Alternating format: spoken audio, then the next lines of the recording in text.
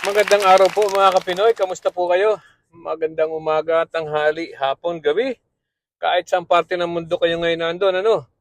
Ah, magandang panahon ngayon. Hindi katulad ng isang araw po, ano? Talaga namang napakalakas ng ulan dito sa amin sa New Jersey. Pati po sa New York.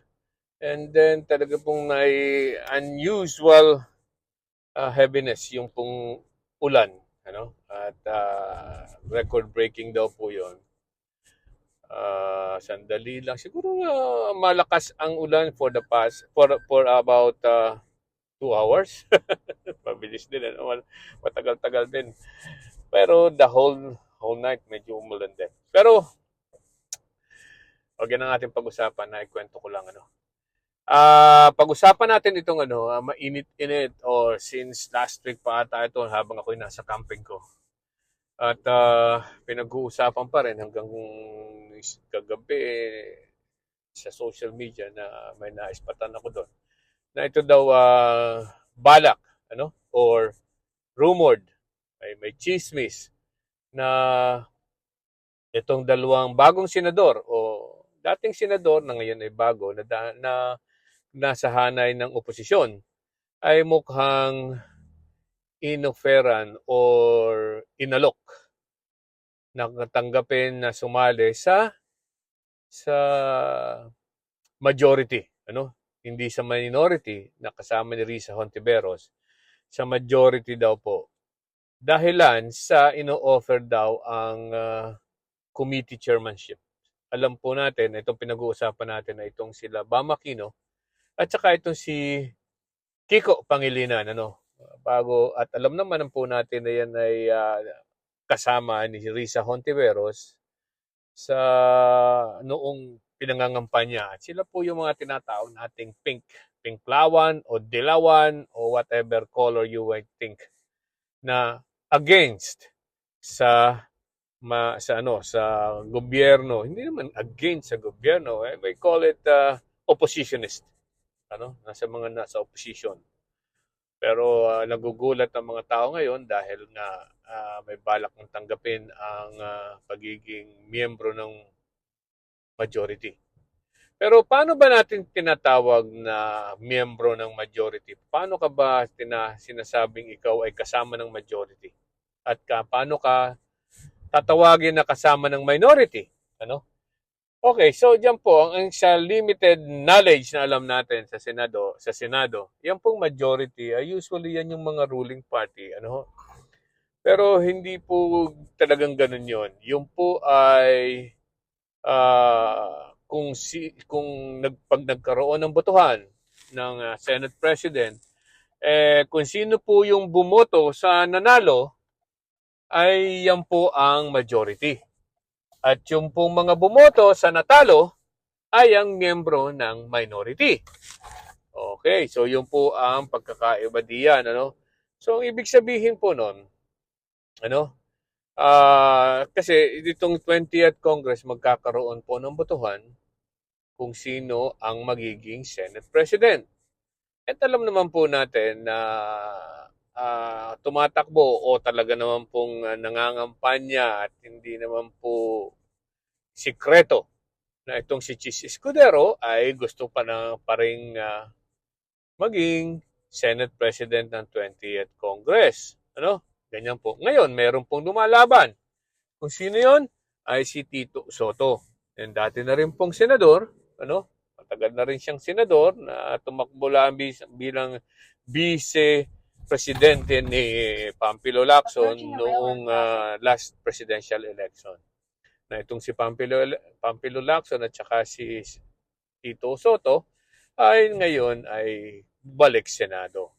Alright, so, pero ang balita po ay itong si Chis Escudero ay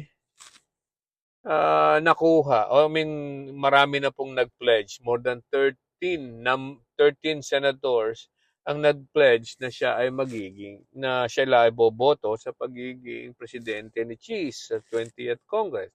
So, more or less, nakakasiguro na po siya. Ano? Yan po ang tinatawag natin sa ngayon ay sigurado siya or malaki ang posibilidad na maging presidente uli siya ng Senado. Okay, so may nabalita po nga na ito nga si Bam at si Kiko ay mukhang boboto sa kanya. At may kapalit.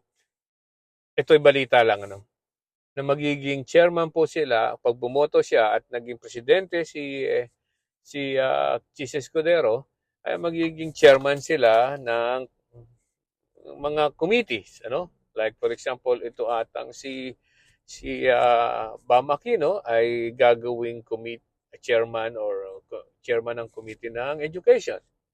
Ito namang si Kiko Pangilinan ay tungkol sa agriculture, sa kanyang advokasya na tungkol sa agriculture, ano.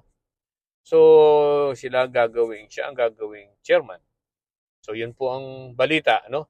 At hindi pa naman talagang inaamin ng dalawa, hindi po nagsasalita, at basta ang salita lang po ay si Kiko Pangilinan na sinasabi na kung ano man ang gagawin niya ay yan po ay dahil sa kanyang advokasya.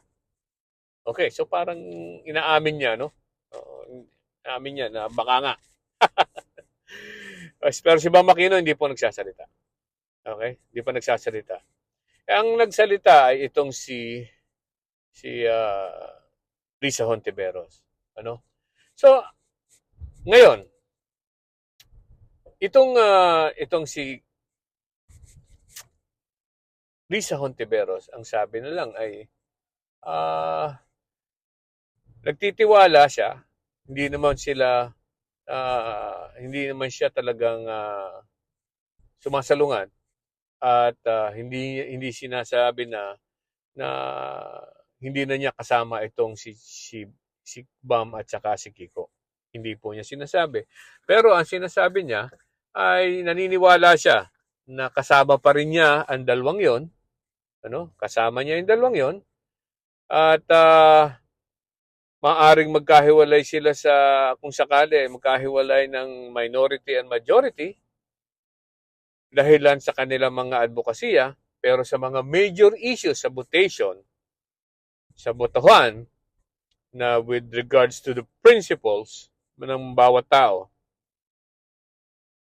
naniniwala siya na makakasama niya itong dalawang si Kiko at saka si Bam Aquino.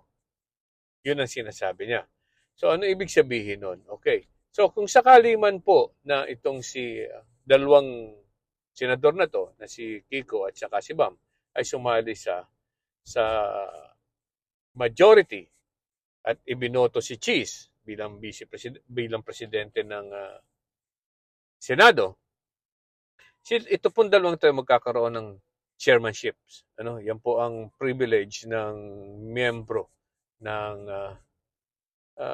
majority, may chairmanship. At pag ikaw po ay